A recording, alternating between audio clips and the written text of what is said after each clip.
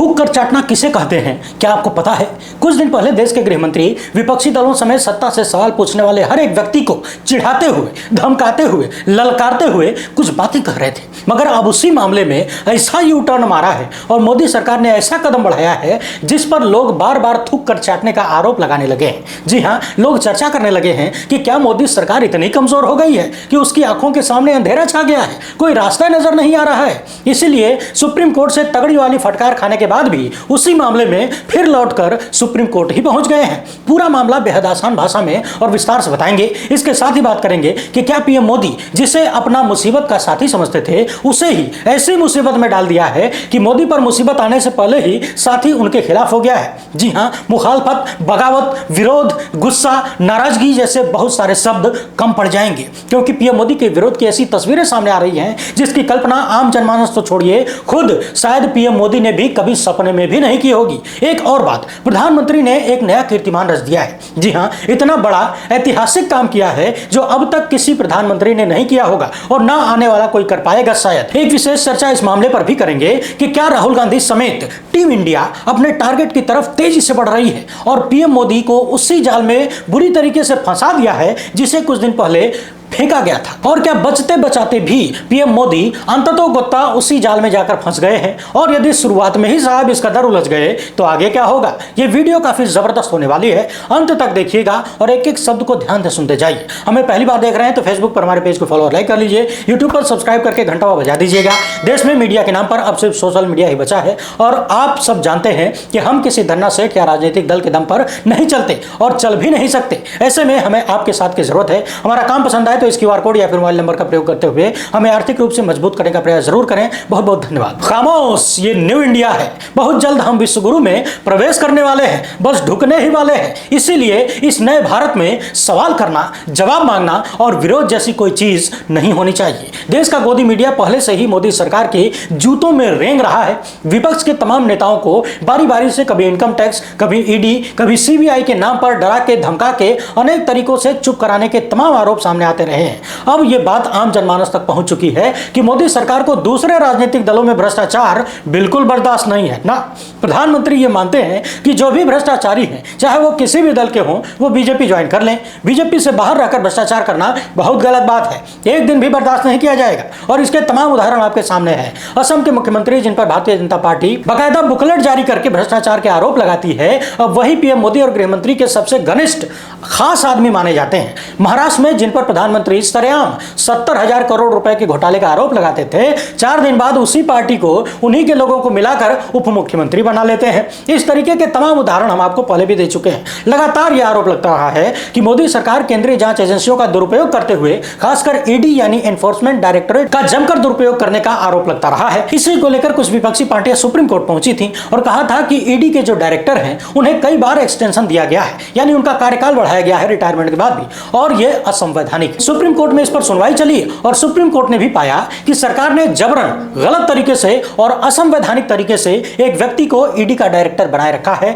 बार बार, कई बार। अब 140 करोड़ की आबादी वाले देश में एक व्यक्ति को बार बार ईडी का डायरेक्टर बनाया जा रहा है, तो इसके पीछे क्या वजह हो सकती है, यह बताने की जरूरत तो नहीं है। चर्चा इस बात की होती है कि जो ईडी के डायरेक्टर हैं संजय कुमार मिश्रा जी, जिन्हें मोदी सरकार कुर्सी से चिपका के रखना चाहती है, वो इस काम में बड़े पारंगत हैं कि कैसे अलग अलग राजनीतिक दलों के नेताओं को जांच और जेल का डर दिखाकर बीजेपी में शामिल करवाना है। और मिश्रा जी पीएम मोदी के लिए बड़े फायदेमंद साबित हुए हैं, इसीलिए उन्हें बार बार तमाम नियमों कानूनों को ताक पर रखकर, कभी नियम बनाकर तो कभी बिना किसी नियम के कुर्सी पर बैठाए रखा गया, कुर्सी से चिपकाए रखा गया। लेकिन पिछले दिनों सुप्रीम कोर्ट ने साफ कर दिया कि ईडी के डायरेक्टर को बार बार एक्सटेंशन देना पूरी तरीके से इलीगल है, यानी गैर कानूनी है। और मोदी सरकार को साफ साफ यह निर्देश दिया गया कि ईडी के डायरेक्टर के पद पर 1 अगस्त को नए व्यक्ति को बैठाइए और मिश्रा जी को बाहर का रास्ता दिखाइए। जब यह आदेश आया तो तमाम विपक्षी दलों समेत बहुत सारे लोग खुशी मना रहे थे कि एक असंवैधानिक कार्य को सुप्रीम कोर्ट ने समाप्त कर दिया। लेकिन देश के गृह मंत्री अमित शाह जी को यह बात बर्दाश्त नहीं हुई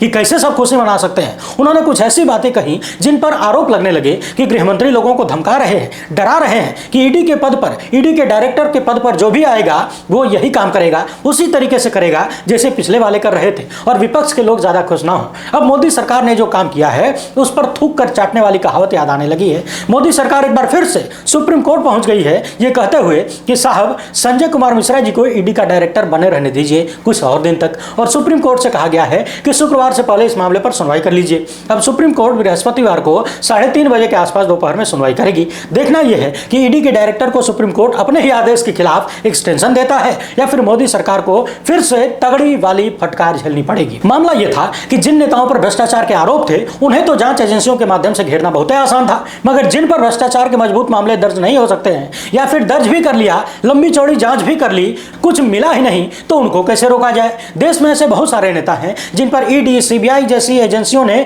खूब सारी जांच की, 50-50 घंटे बैठाकर लगातार पूछताछ की गई, 9-9, 10-10 घंटे की लगातार पूछ चलती रही, मगर मिला कुछ नहीं। ठन गोपाल। ऐसा इसलिए कहा जा सकता है क्योंकि यदि कुछ मिला होता तो अब तक इन लोगों को काला पानी की सजा दे दी गई होती, जितनी सक्रियता दिखाई गई थी। अब जब इन नेताओं को जांच एजेंसी के माध्यम से नहीं रोक सकते, डरा नहीं सकते, धमका नहीं सकते, इनकी आवाज को दबा नहीं सकते, तो कुछ न कुछ तो करना पड़ेगा। अब जब इन नेताओं को जांच एजेंसी के माध्यम से नहीं रोक सकते तो फिर इनकी आवाज दबा दो। विपक्ष के नेताओं की बातें गोदी मीडिया वैसे भी नहीं दिखाता, और दिखाता भी है तो बदनाम करने की नियति से, उल्टा सीधा कुछ भी। इसके बावजूद यदि इनकी बातें सोशल मीडिया के माध्यम से लोगों तक पहुंच रही हैं तो कुछ ऐसा करो कि ये बोल ही ना पाए। संसद में कोई राहुल गांधी यदि मोदी अदानी के संबंधों पर सवाल कर दे तो उसे सदन से बाहर कर दो। जब कोई संजय सिंह मोदी अदानी भाई भाई देश बेचकर खाई मलाई का नारा लगाए तो उसे भी संसद सत्र से बर्खास्त कर दो। न रहेगा, न बोलेगा, न चिल्लाएगा, न जनता को यह पता चलेगा कि इस देश में जो ज्वलंत मुद्दे हैं उन पर कोई बोलने वाला भी है। संजय सिंह को पिछले दिनों सदन से बाहर कर दिया गया। संसद के परिसर में ही संजय सिंह महात्मा गांधी की मूर्ति के नीचे बैठकर दिन रात बिता रहे हैं और धरना दे रहे हैं, जबकि सदन में उन्होंने ऐसा कोई कारण नहीं किया जिसकी वजह से यह कहा जा सके कि पूरे सत्र के लिए एक संसद सदस्य को निष्कासित कर दिया जाए। हमने पहले भी संसद सत्र को चलते हुए देखा है। तमाम हंगामे और शोर शराबे के बीच भी कार्यवाही होती रहती है और एनडीए की सरकारों में भी ऐसा होता रहा है। इसी मोदी सरकार के कार्यकाल में भी होता रहा है। इस बार संजय सिंह ने न तो कोई अभद्र भाषा का प्रयोग किया था, न ही कागज फाड़ा, न फाइल फेंकी, कुछ भी ऐसा नहीं हुआ। मगर फिर भी पिछली बार की जो खुन्नस थी कि पीएम मोदी एक तरफ छाती ठोकते हुए कह रहे थे कि एक अकेला सब पर भारी है, उसी में पीछे से मोदी अदानी भाई भाई देश बेचकर खाई मलाई का नारा गूंज रहा था। यह बात शायद किसी को अच्छी नहीं लगी। कौन है यह आप जान सकते हैं। और बहाना ढूंढा जा रहा था कि संजय सिंह की जबान जैसे ही खुले इनको बाहर का रास्ता दिखा दो। और इतना ही नहीं, इस बार जो संसद का सत्र चल रहा है, यदि आप इसे ध्यान से देखेंगे तो एक बात स्पष्ट हो जाएगी कि किस तरीके से कार्यवाही का संचालन किन लोगों के इशारे पर हो रहा है। मैं उपराष्ट्रपति श्री जगदीप धनखड़ या किसी भी सदन के अध्यक्ष पर कोई प्रश्न चिन्ह खड़ा नहीं कर रहा हूं, मगर फिर भी जो हो रहा है उससे यह पता चलता है कि जानबूझकर बार बार कार्यवाही को स्थगित किया जा रहा है। आप गोदी मीडिया पर और बीजेपी के नेताओं द्वारा लगातार ये सुन रहे होंगे कि विपक्ष मणिपुर के मसले पर चर्चा नहीं करने दे रहा है, जबकि सरकार तैयार है कि आओ हम मणिपुर पे चर्चा करेंगे। यहां एक छोटा सा पेच है, इसे जरा ध्यान से समझ लीजिए। मैं ज्यादा तथ्यात्मक बातें नहीं करूंगा, ना ही आपको लंबा चौड़ा नियम कानून बताऊंगा। दरअसल मोदी सरकार चाहती है कि मणिपुर के मसले पर पूरी चर्चा 2.5 घंटे के बीच समाप्त हो जाए, जबकि विपक्ष ये मांग कर रहा है कि चर्चा उस नियम के तहत हो जहां पर हर एक सदस्य को बोलने का मौका मिले, हर एक सदस्य, हर एक राजनीतिक दल का नुमाइंदा वहां पर अपनी आवाज उठा सके, अपनी बात रख सके। अब आप सोच कर देखिए, जो मणिपुर पिछले 3 महीने से चल रहा है, जहां की ऐसी दर्दनाक तस्वीरें आई हैं जिसे देखकर किसी का भी दिल पसीज जाएगा। हालांकि उन मर्दों का नहीं पसीजेगा जो भाजपा के सांसद मनोज तिवारी जैसे मर्द हैं। विपक्ष के सारे नेता नामर्द हैं और जनता भी नामर्द होने लगी है। इस पर एक विशेष वीडियो मैंने कल बनाया था, नहीं देखा है तो आप यहां ऊपर का आई बटन पर क्लिक करके भी देख सकते हैं या फिर चैनल पर जाके जरूर देखिएगा। अब सोचने वाली बात यह है कि मणिपुर जैसे गंभीर और भयंकर मसले पर क्या 2.5 घंटे में चर्चा हो सकती है संसद में, जहां पर सैकड़ों की संख्या में सांसद हैं। और यदि देश के इतने महत्वपूर्ण मसले पर चर्चा करने के लिए मोदी सरकार के पास सिर्फ 2.5 घंटे ही हैं, तो फिर काहे का सरकार और काहे की लोकतंत्र। एक बात और, मुझे नहीं पता आप सदन की कार्यवाही देखते हैं कि नहीं। यदि नहीं भी देखते हैं तो देखिए और खुद फैसला करिए कि क्या सदन के अध्यक्ष पर जो आरोप लग रहा है भेदभाव और एक तरफा कार्यवाही का, वो सही है या गलत है। ऐसा प्रतीत होता है कि विपक्ष के सांसदों को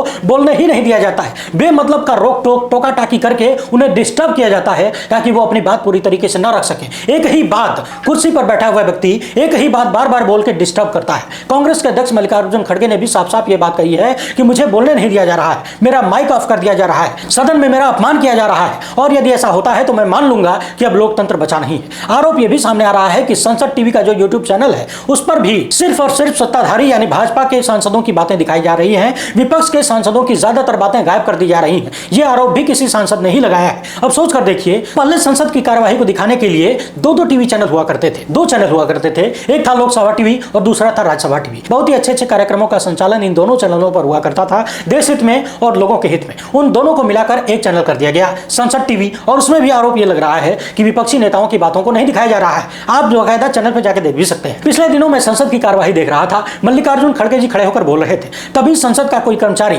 माननीय अध्यक्ष के पास जाता है, कोई बटन दबाता है और यह महसूस होता है कि मल्लिकार्जुन खड़गे जी की आवाज डाउन हो जाती है, कम हो जाती है। मैं ये आरोप नहीं लगा रहा हूं कि जानबूझकर आवाज बंद कर दी गई या कम कर दी गई, मगर आवाज कम हुई ये महसूस होता है उस वीडियो को देखकर। और वो वीडियो मैंने शायद संसद टीवी के यूट्यूब चैनल पर ही संभवतः देखा था। आप भी जाकर देखिए। ये बात कितनी चिंताजनक है कि देश के प्रधानमंत्री उसी संसद भवन के परिसर में जाते हैं, अपने सांसदों के साथ बैठकर मीटिंग करते हैं, बातचीत करते हैं, भाषणबाजी करते हैं, विपक्ष पर हमला भी करते हैं, मगर सदन में जाकर जवाब नहीं देते। पूरा विपक्ष मांग कर रहा है कि प्रधानमंत्री सदन में आए, सवालों के जवाब दें, मणिपुर पर पूरा ब्यौरा देश के सामने रखें, लेकिन प्रधानमंत्री जी नदारद नजर आ रहे हैं। सोशल मीडिया पर अब ये लोग पूछने लगे हैं कि क्या इसे ही भगोड़ापन कहा जाता है, जिसके बारे में अब तक ये धारणा थी कि वो बहुत बोलते हैं, ज्यादा बोलते हैं, जरूरत से ज्यादा बोलते हैं, घंटों तक मन की बात करते हैं, मगर अब जब देश को उनके बोलने की जरूरत है तब नहीं बोला जा रहा है, तब गायब नजर आ रहे हैं। अब सवाल यह है कि क्या देश के प्रधानमंत्री नरेंद्र मोदी जी ने एक नया कीर्तिमान रच दिया है, भागने का, संसद से भागने का, सवालों से भागने का, जवाब देने से भागने का?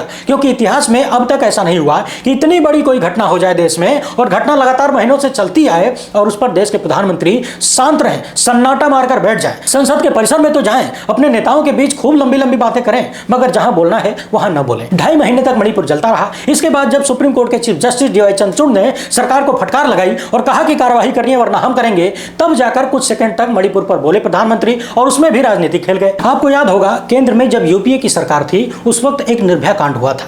उसके तत्काल बाद देश के प्रधानमंत्री यानी डॉक्टर मनमोहन सिंह जी ने उस वक्त लोगों को संबोधित किया था और जनता के गुस्से को वाजिब ठहराया था। सर झुकाकर उन्होंने इस बात की जिम्मेदारी ली थी, उचित कार्यवाही का आश्वासन दिया था। अब सोशल मीडिया पर लोग पीएम मोदी के कुछ सेकंड की बातों और डॉक्टर मनमोहन सिंह की पुरानी बातों को एक साथ कंपेयर कर रहे हैं और दोनों में तुलना कर रहे हैं। लोग पूछ रहे हैं कि एक बिटिया के साथ हुए कांड पर डॉक्टर मनमोहन सिंह किस तरीके से बात कर रहे हैं और पीएम मोदी 2.5 महीने से जल रहे मणिपुर पर कुछ सेकंड में बोलकर भाग गए। लोग चर्चा करने लगे हैं कि क्या प्रधानमंत्री ने भगोड़ेपन का रिकॉर्ड बना दिया है। आज ही सुबह सुबह एक बुजुर्ग ने मुझे फोन किया और कहा कि प्रधानमंत्री जब सदन में बोल रहे थे कि एक अकेला सब पर भारी है, तो इसके पीछे की असलियत यह है कि एक अकेला सब पर भार है, पूरे देश पर भार बन चुका है। बहरहाल भार है कि भारी है इसका फैसला हम जनमानस पर छोड़ दीजिए, मगर यह सवाल तो उठता ही है कि क्या चुप्पी साध लेने से, सवालों से भाग लेने से सवाल खत्म हो जाएंगे? आखिर क्या वजह है कि प्रधानमंत्री सदन में जाकर विपक्ष के सवालों का सामना करने से डर रहे हैं? पिछले सालों में आपने देखा कि प्रधानमंत्री पूर्वोत्तर के राज्यों का खूब दौरा करते थे, हालांकि ज्यादातर दौरे चुनाव से संबंधित थे और जहां चुनाव हो वहां प्रधानमंत्री जी सट्ट से पहुंच जाते हैं, ये तो आप सब जानते ही हैं। मगर फिर भी बीजेपी घूम घूम कर यह बताती थी कि अब तक किसी ने पूर्वोत्तर को इतना महत्व नहीं दिया जितना पीएम मोदी ने दिया है। बहुत सारे लोग यह भी मानते थे कि 2024 के चुनाव को लेकर बीजेपी इस प्रयास में है कि देश के अन्य हिस्सों में यदि सीटें घटेंगी तो संकट में थोड़ी बहुत मदद पूर्वोत्तर के राज्यों से मिल सकती है, यदि उधर बीजेपी अच्छी खासी सीटें निकाल ले तो। मगर अब कहानी ऐसी सामने आने लगी है कि संकट के दौर में जो साथी बनने वाला था उसे प्रधानमंत्री और उनकी सरकार ने इस कदर संकट में डाल दिया कि पूरी कहानी बदल चुकी है। इन तस्वीरों को जरा ध्यान से देखिए, सोशल मीडिया पर वायरल है। बताया जा रहा है कि मणिपुर की घटनाओं के खिलाफ मिजोरम के लोग हजारों की संख्या में सड़क पर उतर चुके हैं और प्रधानमंत्री समेत भारतीय जनता पार्टी का जमकर विरोध हो रहा है। खबरें तो इस तरीके की भी हैं कि पूर्वोत्तर में बीजेपी और पीएम मोदी के खिलाफ आवाजें उठने लगी हैं। पूरे पूर्वोत्तर में आपने 2014 के बाद से चुनावी रैलियों की कवरेज देखी होगी। क्रेन पर लगे हुए बड़े बड़े कैमरे किस तरीके से लगाए जाते हैं कि थोड़ी सी भीड़ भी खूब ज्यादा दिखने लगती है। मगर मिजोरम जैसे राज्य में बीजेपी तथा पीएम मोदी के खिलाफ जो लोग सड़क पर उतरे हैं उन्हें क्रेन पर लगे कैमरों की जरूरत नहीं है। मोबाइल के कैमरों ने जो भीड़ दिखाई है वो बता रहा है कि पूर्वोत्तर में सच में भारतीय जनता पार्टी का मामला बहुत ही दयनीय होने वाला है। जहां पर जनसंख्या बहुत कम है, पहाड़ी क्षेत्रों में, वहां भी इतनी ज्यादा भीड़ विरोध में उतरना ये बहुत बड़े मायने रखती है। पिछले दिनों मैंने एक वीडियो में कहा था कि ऐसा लग रहा है कि पीएम मोदी का ग्रह नक्षत्र ठीक नहीं चल रहा है। सब नाराज है, शुक्र शनिचर सब एक के बाद एक नई नई समस्याएं आ रही हैं और हर एक समस्या पुरानी वाली समस्या से बहुत बड़ी वाली है। मणिपुर को लेकर बहुत सारे लोग अलग अलग बातें कर रहे हैं। बहुत सारे लोग ये भी कहते हुए सुने जा रहे हैं कि सरकार ने जानबूझकर ये सब कुछ करवाया है, हम ये तो नहीं कर सकते। मगर इतना तो साफ है कि सरकार को जो करना था वो नहीं किया गया। मणिपुर के हालात को सामान्य करने के लिए मोदी सरकार को जो कदम उठाने चाहिए थे वो नहीं किया गया और मणिपुर को उसके हालात पर छोड़ दिया गया, जिसका खामियाजा और जिसके खिलाफ विरोध पूर्वोत्तर के हर एक राज्य में होने लगा है। वैसे भी सोचने वाली बात यह है कि जब बाकी के भारत में मणिपुर का मसला इतना गंभीर बन चुका है, जन जन तक इसका विरोध करने लगे हैं। हालांकि बहुत सारे अन्य घटनाओं के वीडियोज भी लोग मणिपुर का बताकर शेयर कर रहे हैं जो कि ठीक नहीं है। इस मुद्दे पर मैं विस्तार से किसी अन्य वीडियो में चर्चा करूंगा। मगर अब इतना तो साफ होने लगा है कि मणिपुर की अनदेखी करना मोदी सरकार के लिए बड़ा संकट होने वाला है। बेशक आज से पहले के प्रधानमंत्री पूर्वोत्तर के राज्यों में इतने दौरे नहीं किए होंगे, मगर किसी के कार्यकाल में पूर्वोत्तर में ऐसी आग भी नहीं लगी होगी जैसी आग लगी है। वहां की बेटियों के साथ, महिलाओं के साथ ऐसे दुर्दंत घटनाएं नहीं हुई होंगी जैसी आज हुई है, और उन घटनाओं पर देश का कोई भी प्रधानमंत्री इस कदर चुप्पी भी नहीं मार सकता जैसे आज के प्रधानमंत्री ने चुप्पी मारी है। देश के प्रधानमंत्री विपक्षी दलों के सांसदों के सवालों का जवाब तो नहीं देते हैं, लेकिन उसी संसद परिसर में अपने सांसदों के बीच बैठकर बहुत अच्छी अच्छी बातें करते हैं। लेकिन इन अच्छी अच्छी बातों के बीच उन्होंने पिछले दिनों कुछ ऐसी बातें कर दी जिसका इंतजार कांग्रेस समेत तमाम विपक्षी दल कर रहे थे। प्रधानमंत्री ने विपक्षी दलों के गठबंधन इंडिया यानी INDIA की आलोचना करते हुए इसकी तुलना ईस्ट इंडिया कंपनी और PFI तथा इंडियन मुजाहिदीन से कर दी। यानी कि कांग्रेस समेत तमाम विपक्षी दल जिस वक्त के इंतजार में थे, टकटकी लगाकर बैठे थे, वो मौका उन्हें प्रधानमंत्री ने बचते बचाते भी दे ही दिया। अब सारे विपक्षी दल ये कहने लगे हैं कि क्या प्रधानमंत्री इंडिया की तुलना आतंकवादी संगठनों और अंग्रेजों से कर रहे हैं? क्या अलग अलग राज्यों में देश की जनता ने विपक्षी पार्टियों को जो चुना है, उन लोगों ने आतंकवादियों को चुना है? क्या देश के प्रधानमंत्री को इंडिया से तकलीफ है? इंडिया का नाम सुनकर डर लगता है क्या? हालांकि मैं एक बार फिर से स्पष्ट कर दूं, प्रधानमंत्री गठबंधन के नाम इंडिया के बारे में कह रहे थे, मगर विपक्षी गठबंधन के नेता और उनका गठबंधन अपने इस टारगेट में सफल हो गया है कि प्रधानमंत्री इंडिया की आलोचना तो करें, और प्रधानमंत्री को जिससे बचना था उन्होंने वही गलती कर दी, और गलती भी छोटी मोटी नहीं, इंडिया की तुलना सीधे आतंकवादी संगठनों से कर दी, अंग्रेजों से कर दी। और इसके साथ ही तमाम भाजपाई मुख्यमंत्रियों ने भी ट्वीट करके यह कहना शुरू कर दिया कि नाम बदलने से कुछ नहीं होता। इस तरह की बातें बहुत सारे भाजपा नेताओं ने लिखी हैं, मगर एक भाजपाई मुख्यमंत्री ने जो लिखा उसे ध्यान से पढ़ लेने लायक है। आप लोग भी ध्यान से देख लीजिए। अच्छा, उससे पहले मध्य प्रदेश वाले को देख लीजिए। मुख्यमंत्री शिवराज सिंह चौहान ने लिखा है कि बबूल ने अपना नाम गुलाब रख लिया। इंडिया वाले बाबा से यही पूछना था कि क्या अब गुलाब से खुशबू आएगी? अब ये वाला ट्वीट देख लीजिए जो बहुत ही महत्वपूर्ण है, और इसे पढ़ने के बाद आप ये कहने पर मजबूर हो जाएंगे कि सुपवा तो छोड़ा चलनियों हंसे जिक्रे हम 72 छेद। यूपी के CM योगी आदित्यनाथ जी ने क्या लिखा है पढ़ लीजिए। पिछले कई सालों में पूरी दुनिया में इस बात की चर्चा हुई कि यूपी में एक मुख्यमंत्री आए हैं जो किसी भी चीज का नाम बदल देते हैं। उन्होंने लिखा है कि कौवा अपना नाम हंस रख ले तो भी वो मोती नहीं चुंगेगा। अमावस्या की काली रात को पूर्णिमा का नाम देने से वो शीतल और प्रकाशमान नहीं हो जाएगी। नाम बदलने से इनका मूल स्वभाव नहीं बदल जाएगा। ऐसे ही इंडिया नाम लगा लेने से आत्मा और संस्कार में रची बसी विभाजनकारी सोच और भारत विरोधी दृष्टि समाप्त नहीं हो जाएगी। देख लिया आपने, जिनके बारे में यह चर्चा होती है कि यदि आने वाले वक्त में इनका कोई काम याद आएगा तो लोग यही कहेंगे कि नाम खूब बदलते थे साहब। अब वो भी विपक्षी गठबंधन के नाम पर इस तरीके की टिप्पणी कर रहे हैं। वैसे उन्होंने विपक्षी दलों पर विभाजनकारी सोच और भारत विरोधी दृष्टि का आरोप लगाया है। विभाजनकारी सोच और भारत विरोधी दृष्टि, इन दोनों मसलों पर किसी अन्य वीडियो में विस्तार से बात करेंगे। वीडियो अच्छी लगी हो तो ज्यादा से ज्यादा लोगों तक पहुंचाइएगा। फिलहाल इतना ही। हमसे जुड़ने के लिए बहुत बहुत धन्यवाद। जय हिंद।